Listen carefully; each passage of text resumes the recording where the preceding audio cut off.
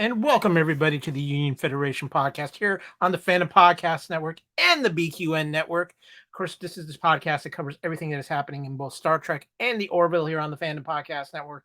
And for now, we are all about Star Trek Prodigy. We have just hit the finale of season 1, Supernova parts 1 and 2. And we are going to be doing the deep dive into these episodes, as well as some overall thoughts on season 1 of Star Trek Prodigy on this episode. But I cannot do this alone. I need a crew. I need a top-notch crew. And it all starts, of course, with our favorite holographic captain and top-notch ship counselor, Miss Amy Nelson. Well, hello there. How you been, Amy? You went a little bowling. You've been traveling all over.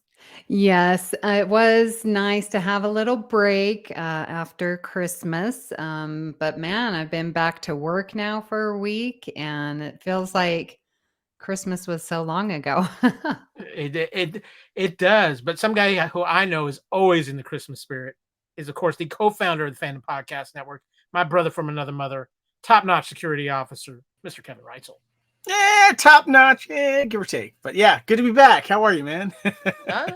I'm doing good. I'm excited, and I'm very excited because he's come through he's traveled time and space through an amazing wormhole to join us for this episode of Union Federation to talk about something I think has creeped up into his favorite Star Trek shows, and that is Star Trek Prodigy. But of course, the former co-founder of the Fandom Podcast Network, and the man who hosts Mission Log, Mr. Norman Lau.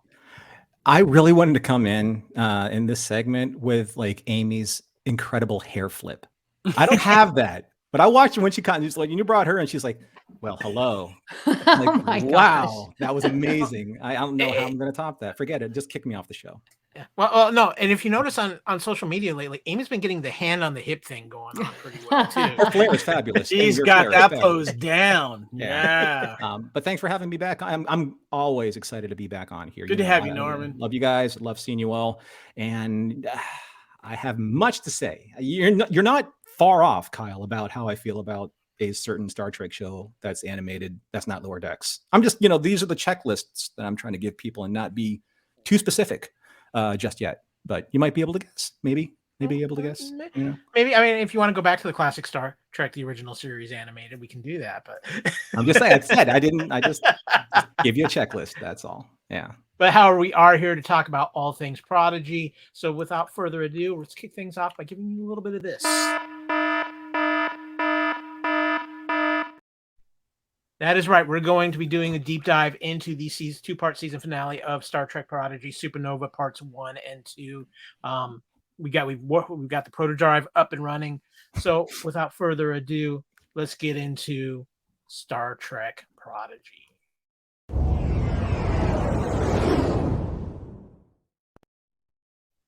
So let's start things off with Supernova part 1, the first part of the two-part season finale of Star Trek Prodigy.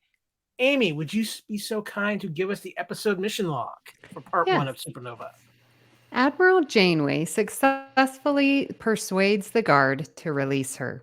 The Protostar crew take back control of their vessel and attempt to escape, but are fired upon by the fleet. Asensia subdues everyone in the transporter room and beams onto the Protostar with the Diviner and Dreadnought. Gwyn tells Dal about its Starfleet ineligibility, and he vows to help the rest of the crew join. Dal and the others fight Dreadnought, but are easily defeated. Gwyn and Asensia fight on the bridge. Gwyn gains the upper hand, but is subdued by Dreadnought. The Diviner is fatally wounded after attempting to save his daughter. Asensia activates the weapon, and the fleet begins destroying itself. Before he dies, the Diviner entreats Gwyn to unify their people. Gwyn sends out a distress signal, which is answered by several species. Additional Federation ships arrive and are immediately targeted by the weapon. The crew of the Protostar watches as the Federation Armada and their allies collapse around them. So many starships. Let's get some initial reactions to this episode, the first part of the season finale. Mr. Reitzel, what did you think of this first part of Supernova? I thought the scene where Dal misreads what Gwen is saying and plants a kiss on her. I thought that was really cute. Because it reminded me of so many awkward situations when I was a teenage man. But I was really happy with where this was going. And, I watched them back to back. I didn't watch one first and then wait the next week. I decided to wait and watch them back to back and kind of watch them as a little mini movie. And I was very pleased with the pacing of it and just everything that was happening with all the characters in here, and visually fantastic as well. But I like that we're seeing a lot of character development among this first season, among the characters, basically. So, yeah. Miss Nelson, what about you? What were your thoughts on the first part of the season finale? Yeah, I also watched them both together. I don't know where I was. Life got busy and I missed the first week. And so anyways, and so it's going to be very difficult to try and find where that break is for the episode. But yeah, I really did like the cute kiss hesitancy and where that little story ended up. The space battles and just where it left off, that was a great cliffhanger. However, ... I would like for you guys to maybe help me because my headcanon is not working. Those ships were firing upon each other. They were getting hit and exploded. And I'm like, why didn't they all die after the first 2 or 3 hits? I mean, that's sort of like if they were fighting a foe, it would,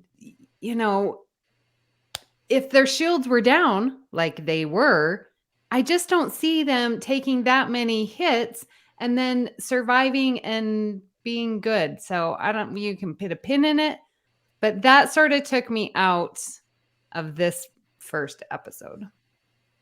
That's an interesting point, Amy. And I mean, who knows? Maybe they've been making starships out of sterner stuff of late, but it's hard to say. But Norman, now I got to say, I have been following you on social media with all your talk of Prodigy. I know how much you love this show. Yeah, how were you feeling after watching part 1 of Supernova? Well, first of all, we got to give all the credit to Erin McNamara. And I think this is her first actual script. She was a script coordinator for Star Trek for several years, and she was given the green light to go ahead with the script. So I'm like, wow, she knocked it out of the park. It was fantastic. I said this on the Mission Log Prodigy podcast. I said it's hard for me to really not take both episodes, at the same time when it comes to a critique. You can always say part 1's great, but it's really it's a singular episode that was divided in half. But the moments of tension were there. The one big thing, though, I really think that I took away from it, and I think that maybe other fans took away from it. The quality of the writing is so good that when you take the initial villain of a series like Darth Vader and make him sympathetic by the end of that series of, say, at least with Star Wars films, you take the diviner at the end in Gwen's arms and you're sympathetic towards him. You're he's the villain. He's the person that you've been kind of rooting against this entire time. And you've been rooting for the heroes to defeat him. But then you really see the motivations behind the diviner and what the diviner only wants. He wants the reconciliation of his people now through his daughter because he can't do it. And that's kind of where, a lot of villains, if they're written well, they can end up in that space. Like Vader at the end of Return of the Jedi, where we've been hating on this guy for 6 years or something like that. And then all of a sudden, oh my gosh, what's going to happen to him? When you actually care about what's going to happen to the villain, that's when writing, I think, is at its best. And when he was in Gwen's army, wow, I can't believe I'm actually caring what's happening to him, because it becomes a very human moment, right? It becomes just a very relatable moment. And I think that's where Erin did a really great job with nailing this script. You bring up a great point, Norm, because that was what actually stood out for this episode for me. Was we get the end of the diviner's arc, and you look back at his arc through these 19 episodes he was in, going from so insanely evil when we first see him. I mean, just we're putting this guy up at Khan levels as far as Star Trek villain and Borg levels and things like that. And to see how he turns through all of his experiences and how well it was written in really a short time frame of just 19 half hour, not even full half hour episodes, I thought was amazing. Kevin, what did you think with the way they, because I think that's the exclamation point of part 1 is the end of the Diviner story in a way. Yeah, thinking back to how when we were introduced to him and what his plan was, and him just kind of tossing his daughter aside, at least, depending on the perspective that you look at it, and being able to, I guess, humanize someone like that does take really good writing. And it was, I wasn't expecting him to die, but I'm fine with it. I think that I am kind of gonna miss John Noble's voice though, because I'm a huge fan of him, and really getting back in my early 2000 fandoms with him and Lord of the Rings and Fringe. And having met him at a convention once too, just a great guy. But I just gotta throw a shout out here though. Ronnie Cox comes back as Jericho. I am a huge fan of Ronnie Cox, and it was nice to see, Jellicoe come back from, what was it, the Chain of Command Next Generation episodes from season 6. Now he's Admiral, and voice sounding a little more, rougher. But he was that captain you hated, but man, he was fun to watch on screen. Amy, what about you? How was your feeling on the Diviner story arc coming to a head in this episode? I wasn't a big fan of it. However, I totally stand behind the story and the meaning and the purpose of it all.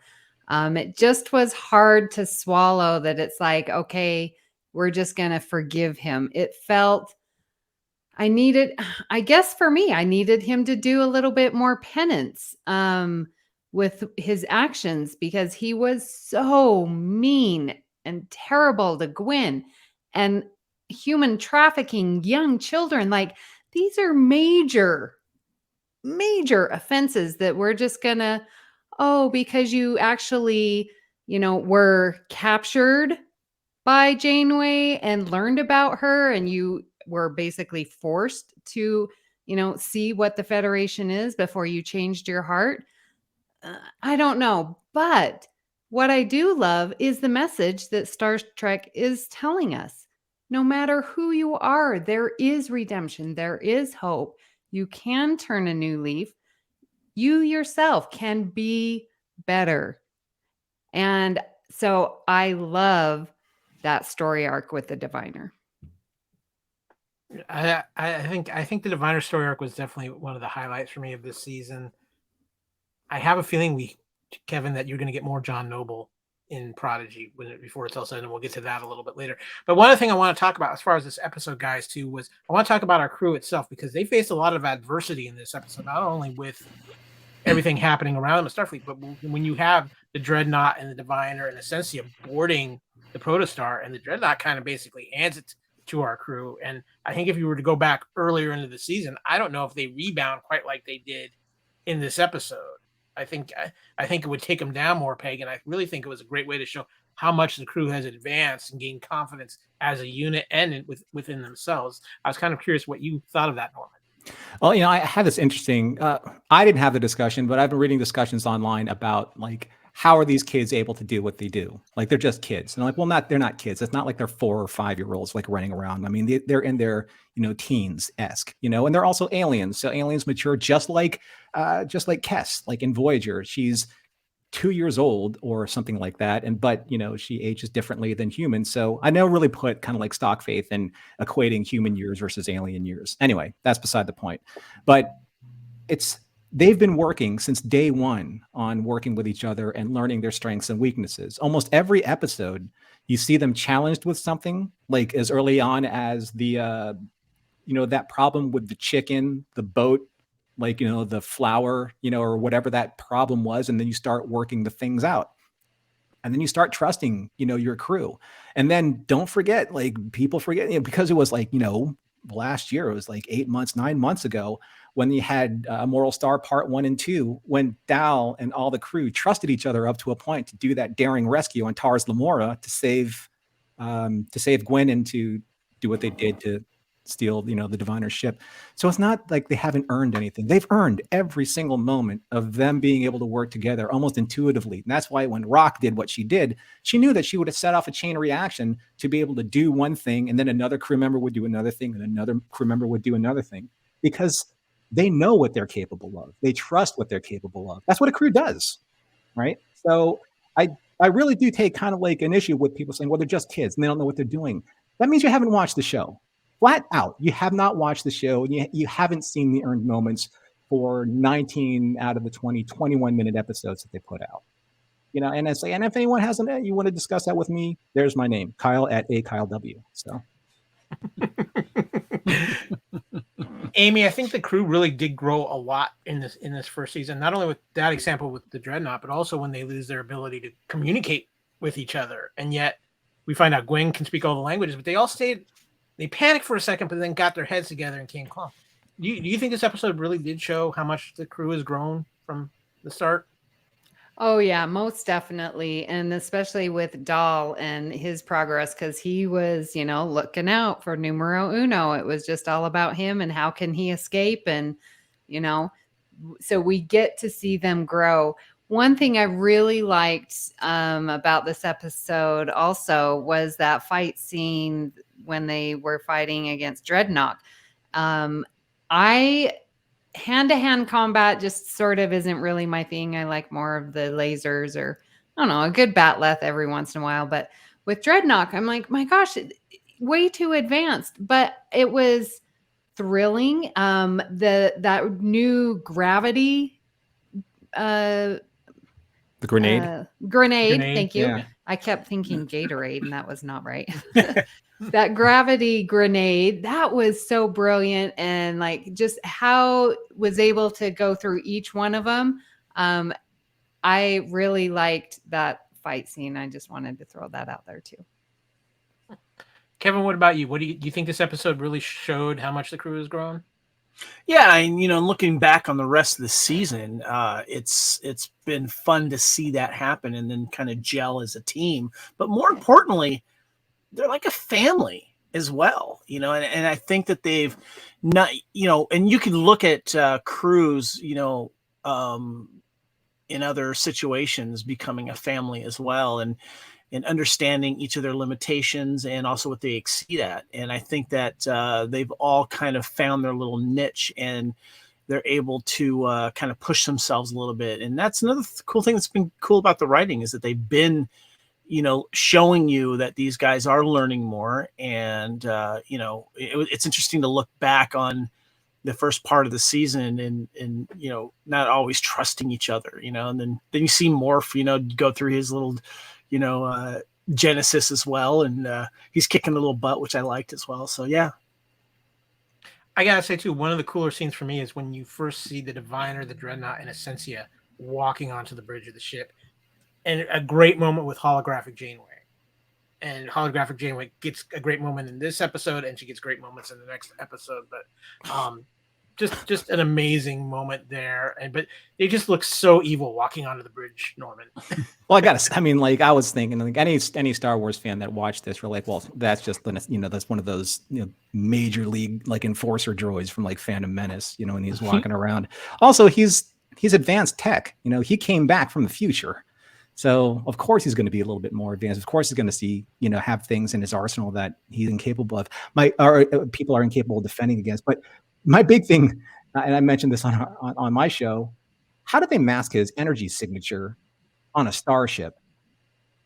He turned like from a table into Dreadnought, and he has his own power signature inside a Federation starship. I mean, those guys they know when like a phone call is being made, like let alone a battle droid alien power source. I'm like, you know what though? Just like the battle scene, Amy, it's like one of those, look, you got to give up something for the greater story, right? And I know that Star Trek fans will drill down on things like that. And I do too. I'm not going to be a hypocrite, but it's just one of those kind of things where I'm like, well, maybe if we had 49 minutes, we could probably gotten to there. But does it really change the story? Not really, right? So, and I think the whole thing with the space battle, maybe for kids, it was just good that they weren't all just obliterated like in a second, for kids. Yeah, keep in mind this is a kids show. Yeah. So either that or like the duranium alloys just gotten really, really good with Starfleet. So I don't know. Or the lasers have just gotten really bad. Amy, you wanted to add something? Yeah. So Kyle, when you were describing, the three of them walking onto the bridge and just how that was shot, and that actually reminded me, I was looking at that going, who directs these animated shows? Because I understand what a director does and like, okay, I want this shot. And so this camera angle is going to be here and I want a close up. And I can understand, I can see that. But when you're doing that with a drawing, you don't have an angle all around the drawing. It's like you have to tell them, I want a drawn of this close up, or I want a drawn with you see them walking onto the bridge and this commanding, like that direction has to be done way before any of the voice. I don't know. It made me think, how do you direct an animation? Who are you directing? It's a totally different style. That's why you don't see too many directors who cross over that much. The ones who do are extremely talented. Right. Yeah. Anyways, I Mr. just was Reitzel. thinking about that. While we've been talking, the Union Federation computer has dropped out some trivia and some tropes. Can you help me out here a little bit? Of course, yes.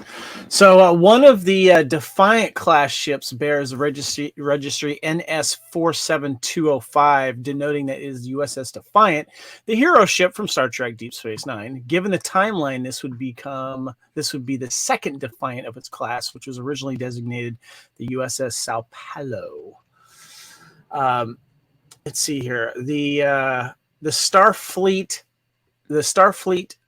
fleet seen here consists entirely of Sovereign class, Spirit class, and oddly Centaur type class, plus the Protostar and USS Dauntless. While the other ship classes appeared prominently in the Star Trek franchise, the Centaur type only appeared briefly in the later seasons of Star Trek Deep Space Nine. The Centaur was a kit-bash ship built by the special effects team out of parts of commercially available Excelsior and Miranda class model kits. It is so obscure that it has been never given an official class designation, being referred to as a Centaur type based on the name of the first example appear on screen, the USS Centaur. Yeah. It looks like a lot like the Akira class ship too, because they have like the down swooping nacelles. And for all of you Star Trek fan film fans out there, the Centaur was actually the inspiration for the ship that we saw in Prelude to Axanar, the Axanar class ship. Oh, very cool. Mm-hmm. Nice. We got a few tropes here too, including Kevin. One of the tropes they pulled was that big damn kiss. Less on the big damn. Dow follows Gwen to the armory, trying to stop her from attacking Starfleet officers when they can enter Starfleet Academy. Gwen tries to tell him that he won't be allowed into Starfleet because of his augment nature, but he kisses her before she can finish, misreading the situation. Though the two are stunned by the moment, Gwen doesn't let herself get sidetracked and finishes her thought. Gwen's a badass. She's just like, on point, on mission. I'm not thrown off by this at all, while Doll's being all embarrassed. Kevin, it's a classic movie trope, but compartment. She's hiding it right there in the back of the brain, going, okay. Like all of a sudden, this became like a John Hughes movie. Right? Yes. It's like Dow's like Ferris, actually Ferris never kisses a girl unintentionally. He always has much intention. Yeah, Dow's going to show up with the 3D boombox in a later episode somewhere down the line.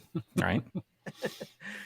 The cameo, one of the Sovereign class ships is the Enterprise E, a nacelle bearing the NCC 1701E registry in a freeze frame bonus. The Defiant is also visible throughout. The Defiant was around a lot in this episode. It was causing a lot of havoc for people. I think there was more than one too, right? There wasn't just one. Yeah. It makes sense though that ship is during this future timeline after after Deep Space Nine and Voyager, because it's a pretty badass ship, and it's one of those ships that is probably a good attack ship as well. Tough little ship. Little. Right. But that goes to Amy's point. If you're going to bring a Defiant in and they're going to like unload quantum torpedoes on a ship, that ship is done. Right?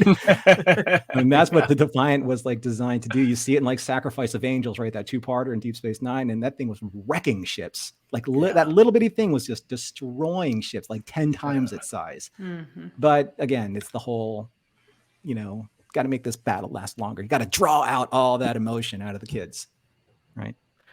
Well, and one final trope, a little continuity, little nod to Lower Decks here. Similar to the Texas class situation several years earlier, ships infected by the living construct turn red and completely lock anyone out of their systems, but at a much grander scale.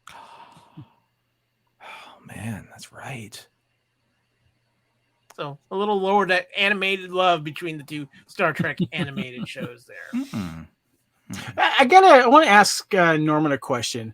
Do you like the fact that Murph has kind of gone to this humanoid thing, or do you miss him as a blob? I love them both. I really do. I mean, I think that Murph, he has to earn like moments to like, can I capture your heart? And the original blob Murph, obviously, we loved, he was funny. He ate stuff. He ate a protostar, right? He hit a protostar in his belly. But the new one though, if there's one thing that I've learned, like I've questioned a lot of like certain decisions, and and as a fan usually does, and we put these on podcasts and we debate them to nth degree. But these guys know what they're doing. Like the creators of this show and their writers and their staff, these guys know what they're doing, right? I really probably am not going to be surprised or critical until the entire thing's done. Then I can say like, oh, that beat didn't really work for me, or that character change didn't really work for me. But as of right now, it's hard to say. I love Murph for what he did, like going toe to toe with Dreadnought, and pretty much the only one until he couldn't. I'm just glad he didn't get hurt, and he's like Groot, right? Yeah. You want to see little Murph grow up, and what's little Murph going to grow up into? Yeah, that's a good point. Right. Yeah. I mean, it's not like I want to see Rico Suave Murph, but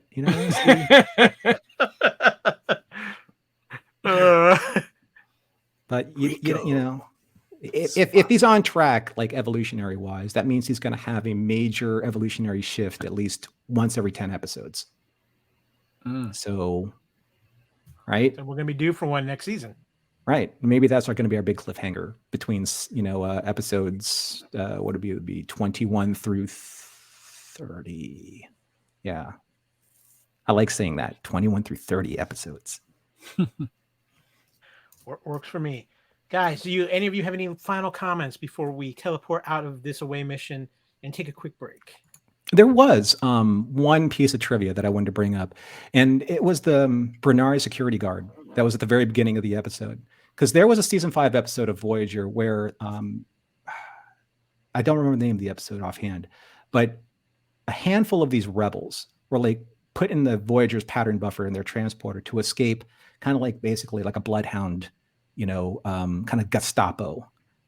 They were looking for these telepaths. And then one of these young girls became the security officer that let go of that Janeway met in the brig. That's the girl who let her go. And she's basically said this act of kindness paid forward like so many years later, because she was one of the girls that Janeway saved in the Delta Quadrant.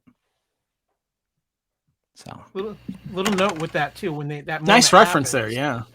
Yeah. You hear a little bit of Voyager's music in the background. Mm-hmm. Yeah. Oh, Nami doesn't miss a beat in this entire, like literally doesn't miss a beat in this entire series. Her musical cues, and we'll get to those in part 2, are phenomenal. So good. She's just unbelievably good. Yes. Kevin, Amy, any final thoughts on part 1?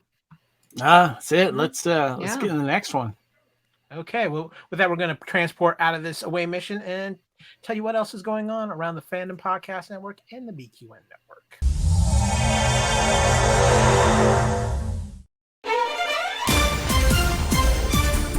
Thank you for listening. We hope you're enjoying this podcast. Here are the other great shows on the Fandom Podcast Network. Culture Clash, where we discuss the latest in entertainment and pop culture.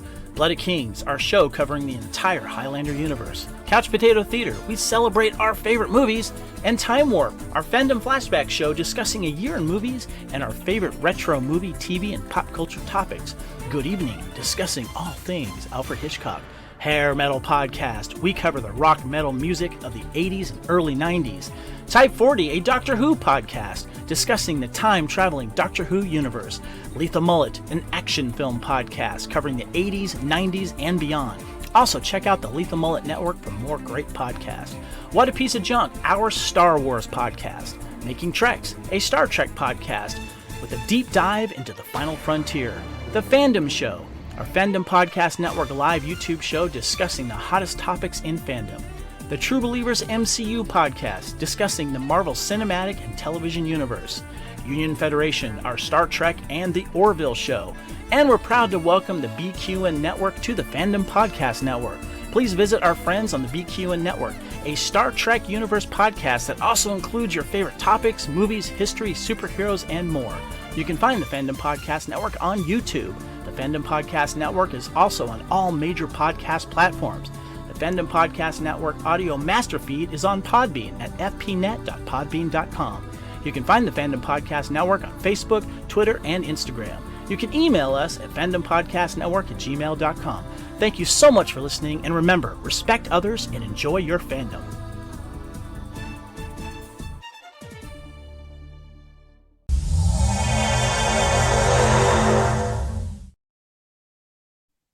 Welcome back to the Union Federation podcast here on the Fandom Podcast Network and on the BQN Network. Hopefully we are feeding your ears with some great subspace signal podcasts and keeping you entertained. We are back and we are here to talk Star Trek Prodigy, Supernova Part 2, the climactic episode of Season 1 of Star Trek Prodigy. Miss Nelson, would you care to give us the mission log for Part 2? Yes. The Protostar crew determined they can prevent the continued destruction of the Starfleet Armada by taking the ship to proto-warp and simultaneously destroying it. They only have manual control of the systems, meaning someone will have to stay behind. Hollow Janeway sacrifices herself while the others escape on a hastily built shuttle. Destruction of the Protostar creates a wormhole to 52 years in the future, where Chakotay may still be alive. The crew are placed on trial, but with Admiral Janeway's advocacy, they are cleared of all charges. Although they are not permitted to formally join Starfleet, permission is granted for Janeway to mentor them on her own ship. Gwyn will instead go to her homeworld and attempt to prevent the civil war that destroyed her people in the future. A mission that may involve meeting her father's younger self. With Gwyn heading off on her mission, Admiral Janeway takes the others to begin her new mission, the search for Chakotay. You know what? I can see Norman out loud beaming right now. So I'm just going to go, Norman. I need your first reactions here. Actually, in the recap, there are a couple things that I thought, were just outstanding. And when I remember, and the whole, Kevin, I know you're nervous about not getting John Noble back, and I don't know if he's coming back. I really don't. I'm even not sure if it's in IMDb. But when Amy said a mission that may involve Gwyn meeting her father's younger self, that very well might be John Noble coming back. Right. I hope so. Whenever she reaches Solom and sees him and whatever his name is before he takes the mantle of Diviner, and Essentia before she takes the mantle of Vindicator, because they're both together at the same time. They're the same age, as we've seen in other episodes, alluded to in other episodes. Gosh, I don't have enough time. I don't have the words to talk about this episode enough. Although I will say this to put it into context. If anyone's ever listened to me talk about Babylon 5, which is my favorite series of all time, there's an episode, it's the season finale, it's the series finale. And to this day, even though that I know every single word, every single musical note, every single beat, it still reduces me to like just emotional apocalypse. I mean, I am devastated by the end of this episode. This episode was a shade close to that. for me. This episode brought every single thing from Lost and Found full circle, and it just emotionally devastated me in good ways and bad ways. And I think that's just a true testament to the vision that everyone had for this series. It's really remarkable. It's so special. I don't want to get into like too many of the plot things because we're going to talk about them. It's just this episode for me was one of the best moments I've ever seen in Star Trek. That's a very powerful statement, but I can see where you're coming from. This episode really hit in a lot of different emotional ways. I was feeling that watching it. What about you, Mr. Reitzel? Anyone else a little disappointed that the Golden Gate Bridge is now just a big solar panel bridge? Did you notice that? There's just solar panels on the whole bridge. It's like, what do people want to walk out there? Transporters, dude. But there's a certain majestic thing about going over that bridge that is just beautiful. And, you think it might just become like a destination thing in the future, but now it's just solar panels. I kid, but I just thought that was kind of odd. I was really happy how this ended up because I would have bet money this is not how this season ended up. Because I was expecting the crew to kind of just be out there still exploring. And then when Janeway came into the picture, I'm like, wait a minute. Okay. Is she just going to be the holographic, captain or whatever? And they're just going to be out there, in what other quadrant doing whatever they can being chased. But I liked how it actually came full circle back to Starfleet in that they addressed the issues of, Dal and the DNA thing. And that this is something that they want to be part of. And I think that them working as a family and as a team and with Janeway there guiding them, it was nice to see that they have a future in that. And I was just really pleased that it kind of came to a conclusion without leaving us hanging out in space somewhere, wondering who might possibly die and another evil villain still kind of being out there. And it felt like a conclusion that was satisfying and yet get you excited for more to come. If that makes sense. No, I think that makes perfect sense. Amy, what about you? How did you feel? What were your initial reactions to this second part of Supernova? Yeah, I really liked the conclusion of where things got left off. Like, because, we learned that Dal wasn't going to be able to go to Starfleet. And then, Janeway was like, well, there's 5 of us. Oh, wait, there's 6 of us. Who's not going? And it was like, well, it's obviously Dal because he can't go to Starfleet.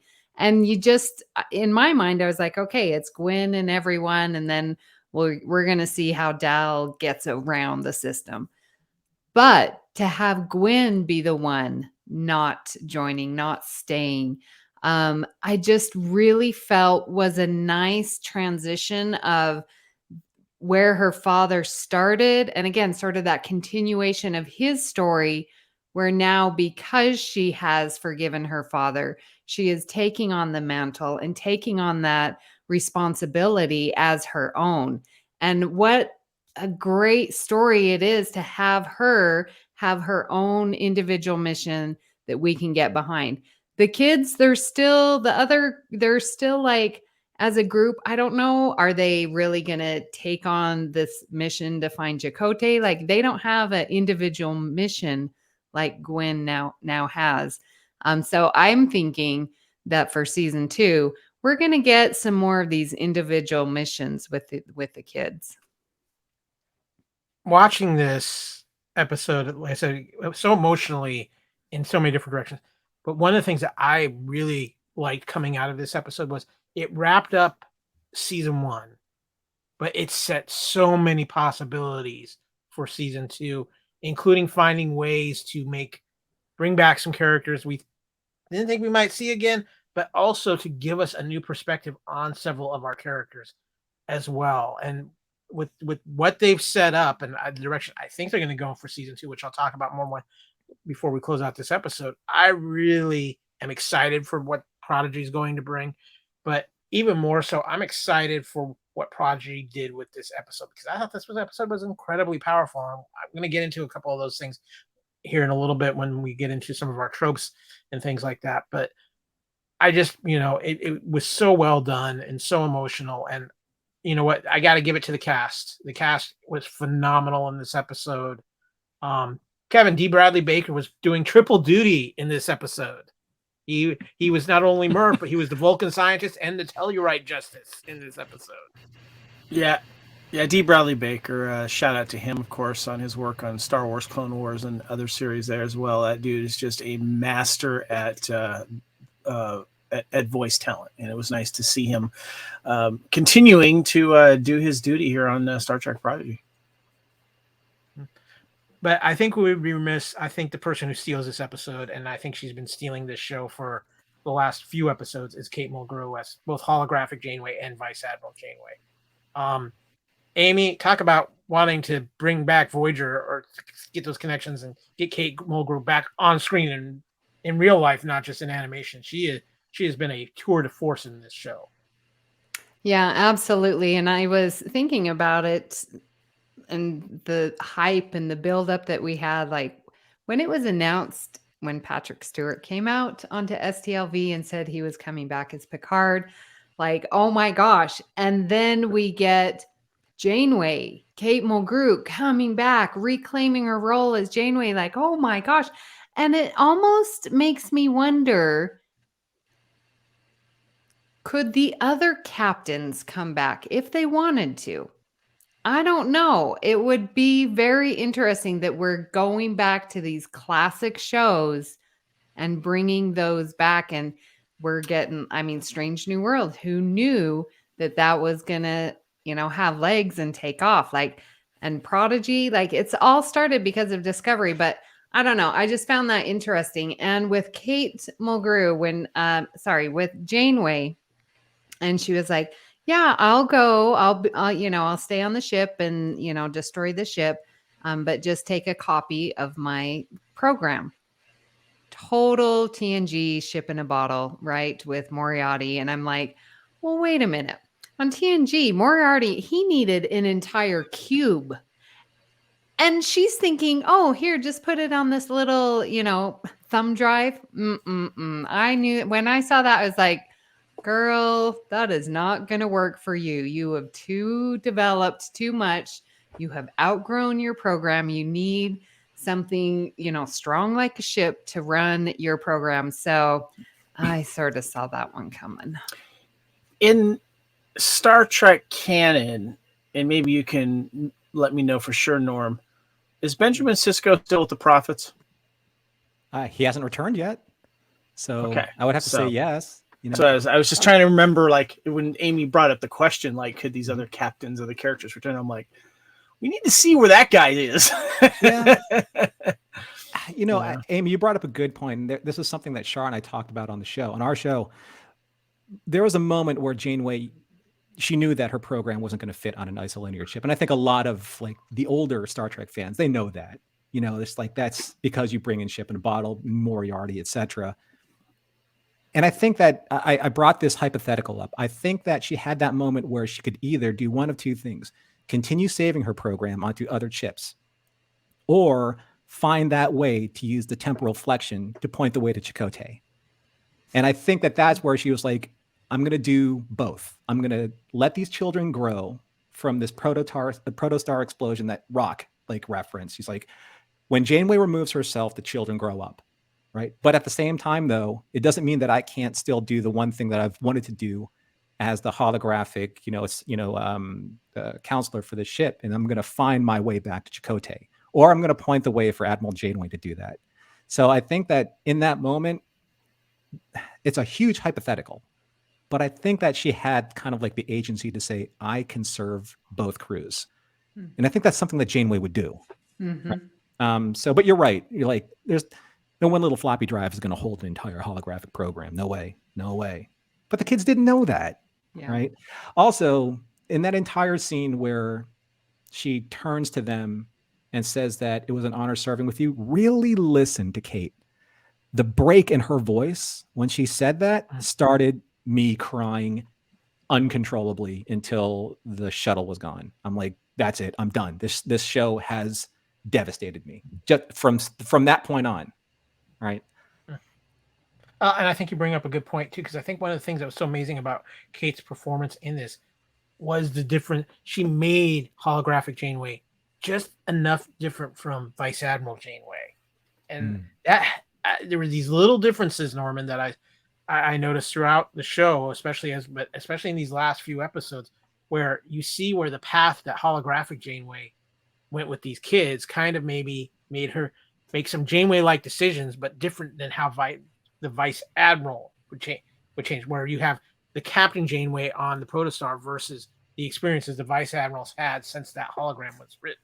Right. So it's interesting in a little bit of the personality divergence between the holographic Janeway and the actual Janeway. So I found that very interesting as well. But we do have some Easter eggs and trivia and some tropes here. And I got a couple here that I found interesting. We were just talking about the holographic Janeway. This is not the first time the crew of a ship has had to deal with the possibility of not being able to take a sapient hologram crew member with them when evacuating the ship. The same scenario was discussed on Voyager in Eye of the Needle, where they had no means of beaming the Doctor out with the possibility of when the possibility of rescue presented itself. So it's something Janeway's had to deal with before. Was Eye of the Needle the one with the Romulan that was that the one? Yeah, that was Von Armstrong. That was when they found in the first Yes. season when they found that very small wormhole and they were just able to. Yeah, that's right. And he was from a different time though. There was like a time difference. Yeah. That's right. So by the time he was able to get the message to Starfleet, it would have been 20 years his future, and he already passed. Great episode. That was a good one. Heartbreaking. Yeah. In a great moment of going back to the beginning of the show, Norm, Dal uses Gwen's malaproper phrase "cat boots" from the first episode when she corrects to cahoots. It's so adorable. I can't stand it. Now, come on. The actual real moment between them was so cute and tender when they actually do really kiss. See, for me, I'm totally going YA here, but for me, it wasn't the kiss. It was the pinky hug. Yes. Yeah. Right? I'm just like, pinky hug. Like kiss a kiss. But that's like the pinky hug's the kind of thing that you can steal in public, in a public situation where and when people see that, you're like, oh, that's even more powerful than like an overt kiss, I think. So that's just me being all YA. So I'm just saying, right? No, it was to me right afterwards too. The little smile they shared right after they kissed. Yeah. That was it. Come on, Kevin. You're our romantic around here. Yeah, I liked it. It was a nice moment. And it's a silly thing to notice as well, but how well the animators made that moment even more emotional, because seeing the body language, and seeing the look in the face, and that kiss was a tender kiss too. It was nice, I know, again, with the direction of, okay, the camera angles coming right on the pinkies and they just overlap. Yeah. Oh my gosh. I loved it. It was, again, I'm like, great direction, whoever directed it. This was Ben Ibon, and he directed some of like the Powerhouse episodes. Obviously, he directed the pilot. He directed Moral Star Part 2, this. And he usually like works like hand in hand with the Hagemans. So there's something that I asked them before. There is not a single wasted second in an animated feature, because animating something costs a lot of money. Voicing something costs a lot of money. So these are all very well meticulously crafted even before any of the rendering starts. So Ben and these guys are probably storyboarding. They're probably doing a lot of live action, probably study, just to see how these camera moves would work. And then they start animating. But once they start animating, once they start rendering, you can't go backwards, right? So very, very, very meticulously planned out. So it was ultimately decided it wouldn't be fair for the crew to jump ahead in line when many other promising applicants to Starfleet went through the proper procedures to be accepted. So Janeway, much like Picard did with Wesley Crusher, making him acting ensign Wesley Crusher, pulled some strings to get the crew posted as warrant officers under her command. A nice throwback to a little bit of touching moments in Next Generation, as well as Picard makes Wesley an acting ensign. Nice heartfelt moment right there with and knowing that they're going to stay together under Janeway, which makes sense for I think several reasons, and I think Janeway had a little bit of a secondary reason for that as well. They've had some on-the-job training too, so which I thought was kind of cool. So another great moment, I think it was one of my favorite moments of the episode, was the Patrick Stewart speech. Janeway gives an impassioned speech defending the kids when Starfleet seeks to punish them for their possession of the protostar and the antics they got into trying to get to Starfleet. I'm going to read this real quick. But 1 year ago, not one of them had ever heard of the United Federation of Planets. Yet by fate, engineered by their own ingenuity, they set their compass to Starfleet, and without their intervention, I cannot say with certainty all of us would be sitting here this day. Jankum kicks in. Go get him, Janeway! The protostar, named after the early stage of the formation of a star, powered by it, we designed a ship that could explore the far reaches of our understanding in hopes of finding others who share our ideals so that we may create a stronger alliance. Stack up those tests, the psych evaluations, interviews, they don't hold a candle to what this crew has been through. And concerning the augment, whose name you've conveniently forgotten, his name is Dal Rael. Is he genetically engineered? Yes. Was he enhanced in every way? Look at him. Of course not. But his heart is bigger than any in this room, I should know. The Federation is made up of over 150 member species. Dal's DNA includes 26 of those. So I ask you, is there a better living embodiment of what our alliance represents? This was one of the best moments, I think, ever in Star Trek, period. Norm, you took the gasp sigh right out of my hand. Oh my God. I love it. He's like, the shade was so good. But you're right, Kyle. It's such an incredible speech. And it's something that has been debated about since this episode came out was, the issue with the augments and, augmented DNA or manipulated DNA past,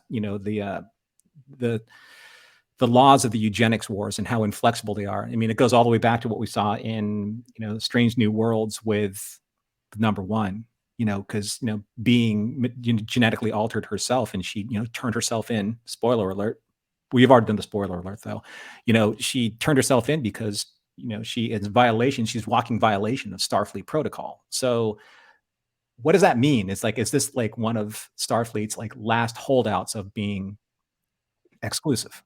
Right. And isn't Starfleet supposed to be, this body of inclusivity and, accepting of different races and, different cultures and, that what makes us different. And I think that this speech is something that maybe the Hagemans are pushing that envelope just a little bit like, look, this is what we learned about Star Trek. Right. So if you're going to have this, like this immovable law, like, this immutable law of exclusion, then what does that really mean anymore, in the fandom? Is that what we're going to be teaching the kids? You're good enough, except for this one thing. That what makes you different, right? So does that mean genetically if my color's different or if I'm different in some kind of physical way or different in some kind of mental way, does that exclude me from something that's supposed to be embracing? I think that was it was a good tipping point for them to be able to say, no, I don't think that this applies anymore, and of course it's going to like spark a huge debate, with kind of the purists out there, but that's what it's for. I think it opens up discussion. Yeah, I think with that ban and how ridiculous it is now that we're seeing it in hindsight, but the exceptions that we see in Starfleet, those exceptions aren't the people who intentionally got modified, right? Like Dal, Bashir. obviously, someone created Dal. Bashir, it wasn't his choice, it was his parents, right? Like these are the exceptions of this is why we can, and are we going to open it up? And you think about why do we have a ban on it in the first place? And that sort of gets retconned to the destruction of Mars and the Planitia Utopia, right? And the synths and that, and so we have a entire law banning out of fear. This law was created out of fear, which we as Starfleet are not supposed to do. We're supposed to be better. We're supposed to overcome that. So that is a great thing that we can explore. And I hope that they do, and that Prodigy is getting on this, like in the Ready Room. Who plays Doll? Cute kid. Brett, He was Brett like, Gall. yeah, Brett was like, this is maybe one of the last prejudices that Starfleet has to go through. And I think it would be great to explore that and talk about, why do we create laws out of fear? That is a huge thing that we are seeing in this day and age. I mean, there's huge difference between like passing a law that stops a Khan Noonien Singh from taking over the world, right? Versus, again, someone who had no choice, in his own birth. He was and genetically created as such. So there has to be, and this is where I kind of like take a little bit of issue with Star Trek in general at times. I mean, take a look at the tribunal that they put in front of these kids, all dressed in black, standing on high, and just judging, right? And I wish they had a human up there. I wish Jellicoe was up there, because it would have been perfect. Color choice there, Norm. How the interesting color choice, how the tribunal's all dressed in black. Not intimidating at all. No, very. I mean, they cut a wonderful figure, very sexy for cosplay for sure. But I think there's a specific point of they're on high, these kids are down low, and they're trying to fight, to become part of this greater thing. And there are 3 people up there representing the United Federation of Planets, saying that, judging them, for who they are, but not necessarily the actions they took.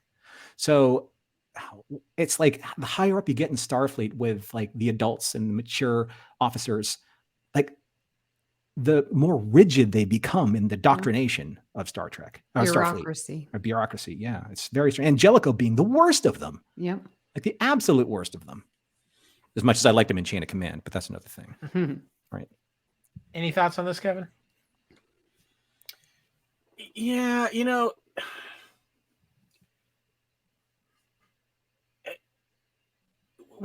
it's interesting too, because when I was watching that scene when they were, all being questioned and judged and stuff, it kind of reminded me of the recent season of Picard, when everyone's gone like full on military and, and prejudiced, and it kind of reminded me of that type of situation where, it's a power play, when they do stuff like that. And it's, you're supposed to, in a way, look down on the people that you've, in a way, sometimes already have judged, and it's done, on purpose as well. And there's a reason why the White House is shaped the way that it is, and the way that it's done. And, it's to show a moment of power. And, and I was flashing back to all of these judgment scenes from movies, even Judge Dredd with Sylvester Stallone, how they're looking down on him like this, and stuff like that.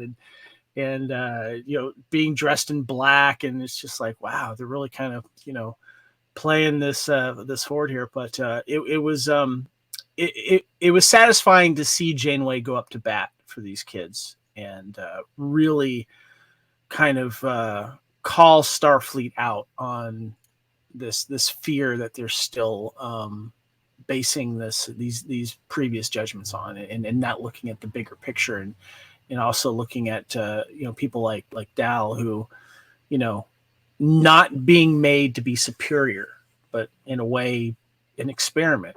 And in Dal's case, I think it worked out for him quite well, and I think that he is a good example going forward of, if you were created, kind of got throwbacks to Data a little bit too, how people were put off by Data, and look what happened to him.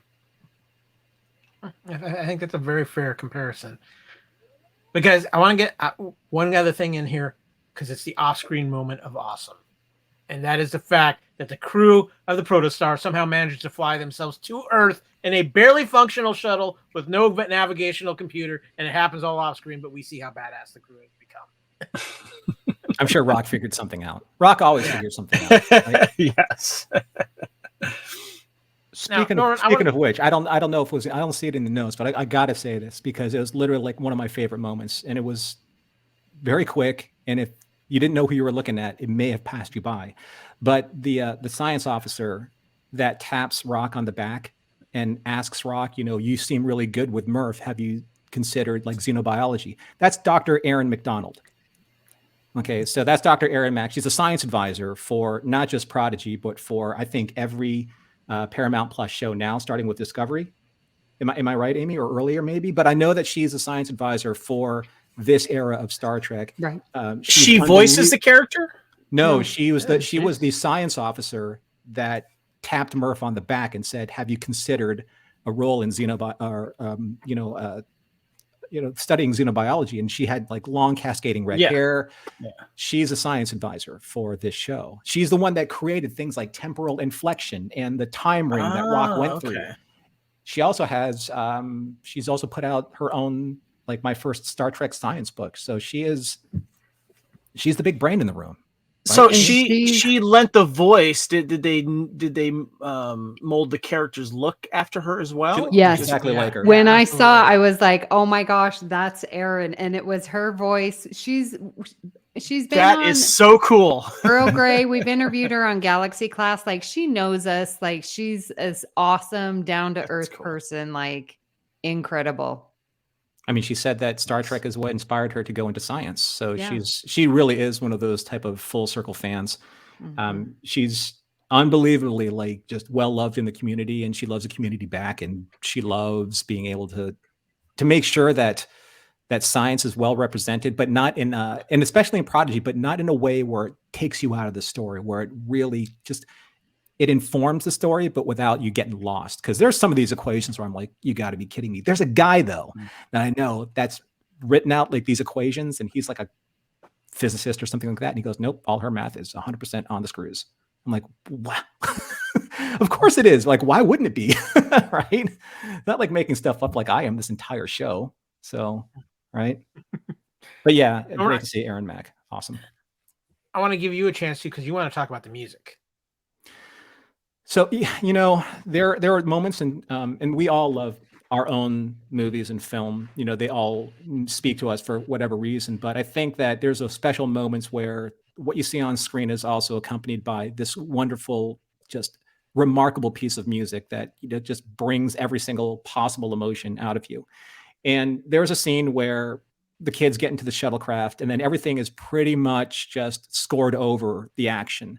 And you're listening to Nami Melumud's score, and it's just so heartbreaking because these kids are saying goodbye to the ship. Janeway's like, she says, go fast, takes the protostar to proto-warp before it explodes. And this entire thing is just superbly underscored by this incredible piece of music. And I hope, they haven't announced it yet, but I hope that entire season is given the due of an actual soundtrack that comes out, because her music, first of all, she is the first, I believe that Nami is the first full main composer, female composer for a Star Trek series ever. So that's amazing. And then just the music that she comes up with it's better than most that I've heard on any other major series. She's fantastic. I can't say enough about her. That's so cool. Very cool. I'm gonna give each of you guys a chance if you have any final thoughts on this episode of Star Trek Prodigy, Part 2, Supernova. We haven't discussed. Kevin? I just want to say that visually stunning is the word that comes to me with this series, and the season finale did not disappoint with that. And I like the fact too that you get the real open cockpit canopy glass thing to where they can look out and see everything, and that as a viewer you really get to see what they see as well. And the bridge design is just phenomenal. If you want to call them virtual sets or whatever it is, it's just these are the things that I really look onto, and that they have a well-lit bridge too. So it's just in just seeing the details and all, and the emotion that an animated series can bring, I find another feather in its cap for Prodigy. And I did not want that to go unnoticed or unmentioned as well. So Yeah, this episode, so much emotion in this episode. What about you, Amy? Any final thoughts on this particular episode as it's and the season finale as a whole? No, because my thoughts are going to be for the season. Okay. Norman, what about you? Any final thoughts on Supernova Part 2? I liked what Kevin said. I mean, I think that the explosion that created it hasn't been named yet, so it's going to be interesting to see what they name that nebula. So is it the Janeway Nebula? Is it the coffee is in that nebula? Whatever that nebula is going to turn into. The color palette of this entire season has been amazing, but especially in this episode, because when the protostar exploded, it's like it reminded you of like why this entire series is special, because it's colorful and it's vibrant and it's beautiful and it's exciting and it's energetic, but then it kind of like reduces into this small little problem that this crew has to solve, and they have to lean on each other. And here's a small little detail: when the shuttlecraft gets sucked out into space, it's shuttlecraft 6, as in all 6 of them, right? So not 7, because Janeway wasn't with them. So it was just one of those, like, I saw the 6, I'm like, oh my God, this show's gonna kill me. Right? It's just tearing my heart into pieces. And then, yeah, so anyway, great. I think it was a great season finale, helmed by the Hagemans and Benny Bond. And, you know, when you put that team together, it's really special. It's really remarkable, because the talent, you know, with those 3 is it's really impressive. Yeah. With that, we're going to transport out of this away mission and come back and give our final thoughts on Prodigy Season 1.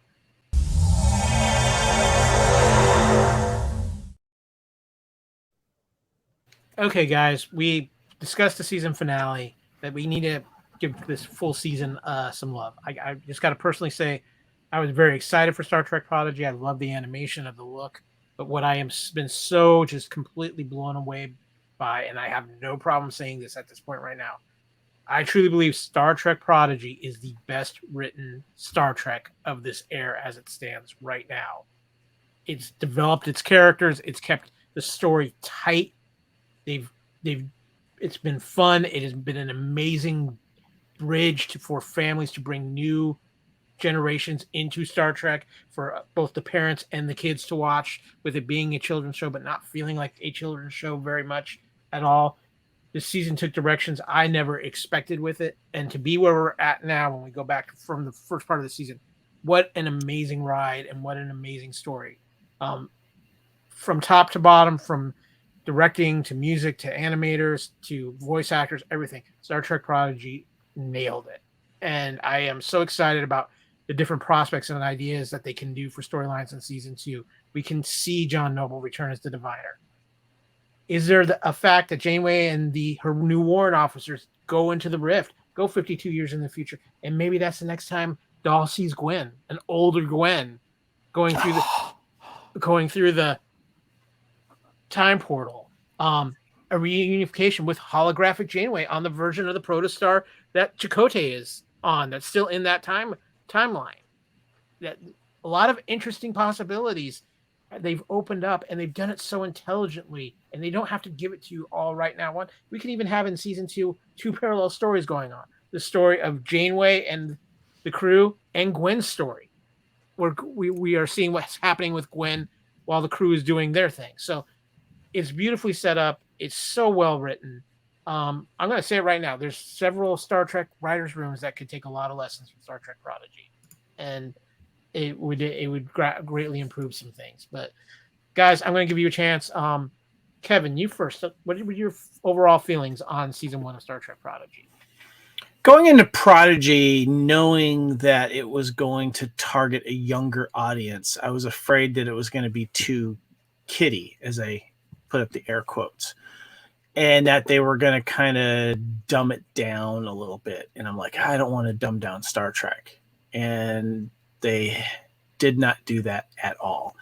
There's little moments that, you know, kids can look at and have some fun with, and, you know, maybe didn't entertain the adults as much as.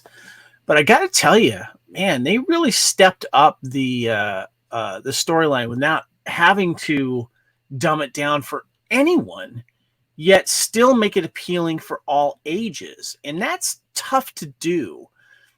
You know, there might be certain things that are more appealing to older and or younger audiences, depending on what it is.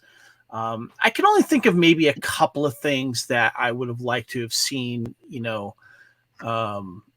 maybe addressed a little bit more. But I think that they did a really good job of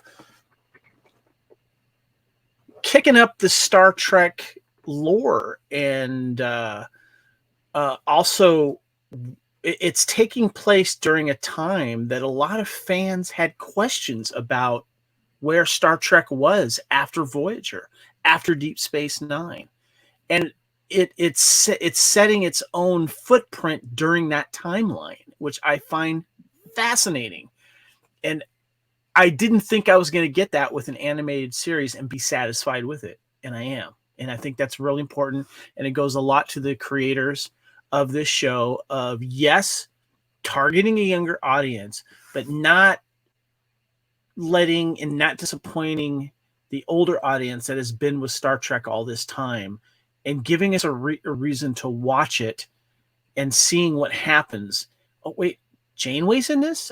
Oh, okay. So now, they're making the connections during these different timelines. And I think that they've done a really good job with that. And I'm really excited to see what they're going to do going forward. Amy, before we started this voyage down Prodigy, you were skeptical. You've been a little skeptical of Star Wars or Star Trek animated. Obviously, Lower Decks won you over pretty quickly. You were still a little nervous about Prodigy being is it going to be too much of a kiddie show? What's going on here? I think you've been more than pleasantly surprised by what we've got from Star Trek Prodigy. Yeah, definitely taking a look back over this season. The first half, I was definitely more questioning, but the second half, man, it really got me. And to see where the characters were and where they are, like, that is beautiful. Each one has their own story. They have a story together as a crew and now as a family. We have a lot of science stuff going on too, like how they destroyed that protostar and now it's this, time warp, or that gravity grenade, as I talked about, or the awesome time delay episode that I love all that math. Like, they had such a good amount of science fiction, of character development, of the pacing, of bringing, classic characters and brand new aliens. And they just did it so well and very simplistically. Like, you don't have to have major complex storylines, Discovery, when we've got here this lovely, who am I and who am I with my friends? Like, that's everyone's story. And it's so simple and it's brilliant. So I really like where Prodigy has taken us. It's a very good show. Now, Norman, I reached out to you when Prodigy returned from its hiatus about coming on, and you said, "Give me a little time because I want to watch a few episodes and get absorbed into it." Well, here we are at the season finale. Like I said, I follow you on social media. I know your love of this show, and it's reflected in this episode. But give us your thoughts overall, season 1, Star Trek Prodigy. I mean, I think I was like with a lot of people when I saw like some of the trailers from Nickelodeon or online, and me being a fan, like, I loved Clone Wars, I loved Rebels, and then when you see like the first couple of like sample minutes of Star Trek Prodigy, you're like, well, that is kind of aping Rebels and Clone Wars, and they're sticking Star Trek on it, But I have to bring up a short story here. So for a mission log, we were looking at how can we take a look at this show, which is obviously unique, and it didn't have a show on its own, and we couldn't like overlap it with some of the live action shows that we were doing for Mission Log Live. So Rod came up with this brilliant idea. It's like, well, let's focus a podcast that speaks directly to the kids, get them involved, see where they are, what they're learning, and what kind of an audience that this is building for, this young adult audience. And what I love about this series is that it walks this really wonderful fine line between both age groups, an older age group that understands the references and understands the lore of Star Trek, and a younger age group that doesn't know all of this, doesn't know the history, it certainly doesn't know like anywhere between the 57 years and all the different series in between, of Star Trek. But they are still getting morals, meanings, and messages out of it. They're still learning that teamwork is important, that respect is important, that, listening, learning from your mistakes is important, that listening to your friends and trusting the people that are around you is important, that found family is important. These are the things that are getting parsed out every single episode, right? There's a moral that can be found in every single episode. You don't have to mine for it at all. It's right there on the surface. And when you watch that, or at least when I was watching it, I said, this is the kind of show that I wanted to have when I was 10 years old, when I was 12 years old, my Saturday morning cartoon, right? Because it's like Amy, you said, it's simple, but at the same time, though, there's a level of complexity for a variety of different audiences. And that's very difficult to do, especially in 21 actual produced minutes, taking the opening and closing credits away. So what makes this, I think, in my opinion, what makes this series so special is that they took a vision. The Hagemans took their vision and they said, this is an opportunity for us to tell a story that hasn't been told in a format and in a tone that hasn't been seen in Star Trek for a long time. We felt a lot of it in The Next Generation. The Next Generation was the series that brought back a lot of kind of like the Gene Roddenberry-esque moral architecture to Star Trek. But in recent years, things have become bigger, more competitive, a little bit more convoluted, harsher, a little bit more bitter, and probably not as in a way that's easily digestible by a lot of fans. For however people want to take Prodigy, one thing I think that we all can agree on is that it's very digestible as a series.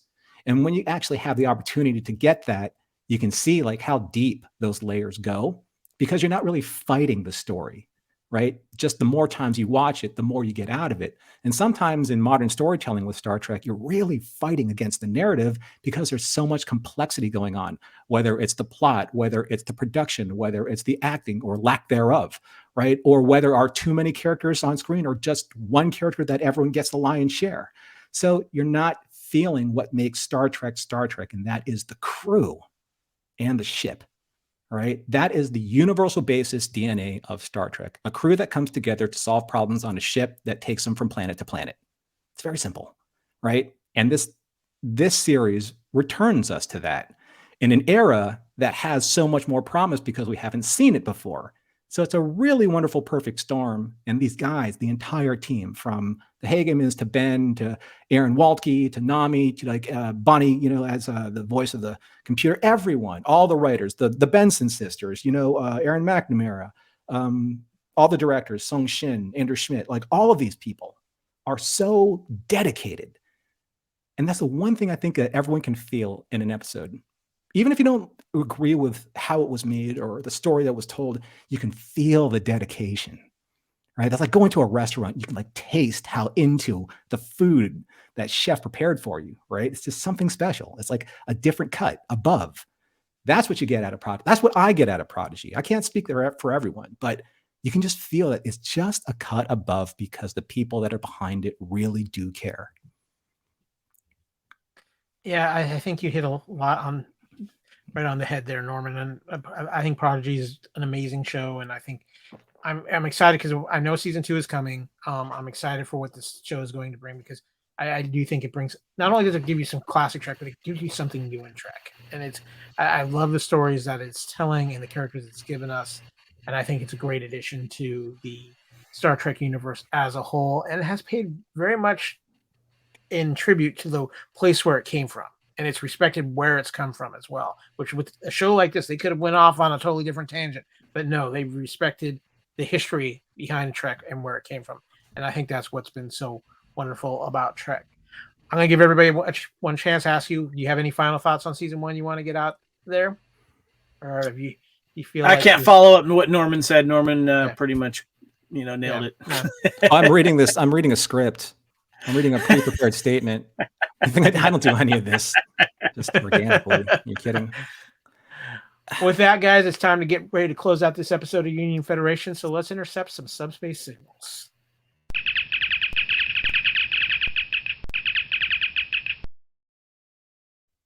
Well, I hope you've enjoyed everything here we've been doing on this episode of Union Federation as we have talked Star Trek Prodigy, the season finale, Supernova episodes part 1 and 2, as well as our thoughts on the season as a whole. Of course, you can find the Union Federation on the Fandom Podcast Network and on the BQN Network. Of course, check us out on our Fandom Podcast Network YouTube channel. Give us a like, give us a subscribe, share us out. You can also find us on the audio version of this podcast on the Fandom Podcast Network master feed, as well as the BQN Network. You can find us on Podbean at fpnet.podbean.com or on any of your major podcast catchers, including iTunes, iHeartRadio, and Spotify. You can also email us at theunionfederation@gmail.com. I'm Kyle. You can find me on Twitter at AKyleW or on Instagram at AKyleFandom. Kevin, where can people find you these days on social media? You can find me on Twitter and Instagram at Spartan_Phoenix. And Amy, where can people find you when you are not assimilating the rest of the podcasting world? Well, I am co-hosting a couple shows on Galaxy Class and that show up here on Fandom Podcast Network. That would be, Galaxy Class and All Good Things. Yeah, that's what I'm on. You can find me on Twitter, though, at Miss Amy Nelson. And, of course, in our Facebook group. Of course, too, hopefully when Picard rolls around, our top-notch science officer will be back with us, Haley, and you can find her on Twitter at Trekkie01D. Norman, when you're not logging missions, where can people find you? Well, most of my time nowadays is spent trying just to support Mission Log Prodigy as we're in the hiatus. And remember, from episode 10 to episode 11, we took a 10-month break. So, hopefully it might be that long because we have a lot of Star Trek to return to in 2023. So if you follow me at ML_Prodigy, that's where you can find like most of the stuff that I post about Mission Log Prodigy. And then you can always find the Mission Log standard Twitter feed on Mission Log on Twitter. And then you can also listen to us on Mission Log, a Roddenberry Star Trek podcast available at a podcatcher near you or on your phone or somewhere. Of course, too, you can find the BQN Network at BQN Podcasts on Twitter and Instagram, or visit the Facebook group, the BQN Collective. You can also visit the Union Federation Facebook page and the Fandom Podcast Network Facebook page as well to get all the latest happenings in fandom. As for what is up ahead, let's look into the Orb of Prophecy, because I will be stepping down temporarily from the captain's chair because it's Mr. Reisel's turn to take back over the Union Federation, because he is going to be navigating us through Picard season 3. Is that not correct, Mr. Reitzel? This is right. This is true. Yeah, looking forward to it. Seeing what Picard season 3 is going to bring for us, and it looks like we've got a fun ride ahead of us. Yes. February 16th. Go ahead. I was just saying, it's February 16th, and I appreciate Kevin taking over the captain's chair. While I will be on episodes, I will be also doing my annual trip to the planet Taxium for a couple of months. Amy? So we do have a little bit of Orville that we can sneak in before Picard starts, because aren't we going to be discussing that little novella? The book. Yes, the novella. Yeah, that took place between a couple of the episodes at the end of the season there. Yes. Yeah. Yes. So listeners, if you haven't read Sympathy for the Devil? Oh, wait. Oh, dear. What's it called? Oh, sorry.